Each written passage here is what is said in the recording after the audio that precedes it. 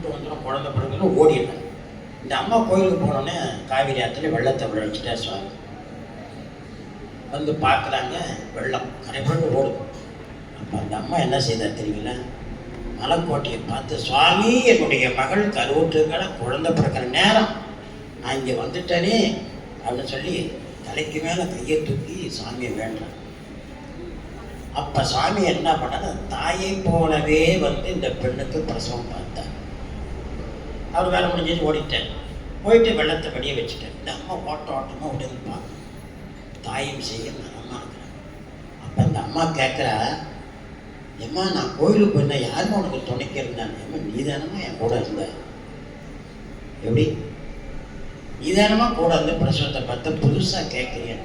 இல்லைம்மா நான் வந்தேன், வெள்ளம் வந்துருச்சு, நான் சாமி வேண்டிக்கிட்டேன் அப்படின்னு. அப்போ சாமி ஆசிரியராக சொன்னார், எப்போ என்னை நினைந்து நீ அபயம் என்று நீ கை தூக்கி வணங்கினியோ, ஆகையால் உன்னை போலவே உன் மகளுக்கு நான் பிரசவம் பார்த்தேன்.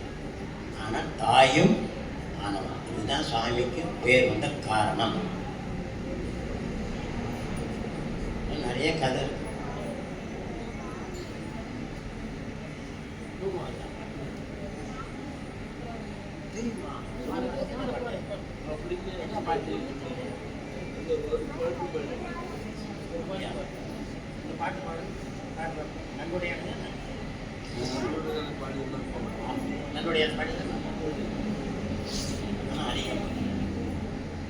எப்படி தாயும் மாணவன் அதை இந்த அனுபவிச்சுக்கலாங்க. அந்த அனுபவம் தெரியும். இப்போ லட்டு கொடுத்து அந்த சாப்பிட்டு, நான் லட்டு சாப்பிட்டது கிடையாது, ஆனால் ருசி தெரியாது.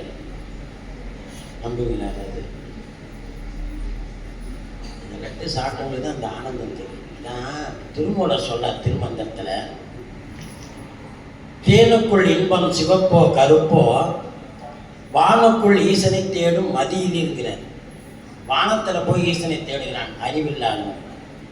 தேனுக்குள் இன்பம் செறிந்திருந்தார் போல் ஊனுக்குள் ஈசன் ஒளிந்திருந்தார். ஊன்னு உடம்பு,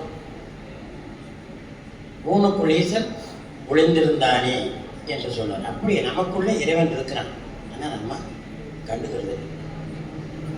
இப்பொழுது நம்ம உமாபதிக்கு ஒரு ஆர்வம், அந்த சுவாமியை மறக்க முடியாது இல்லையா? தாய் மனுஷன் நன்றுடையானி பண் குறிஞ்சி ராகம் அதிகாரம் கொள்வோம்.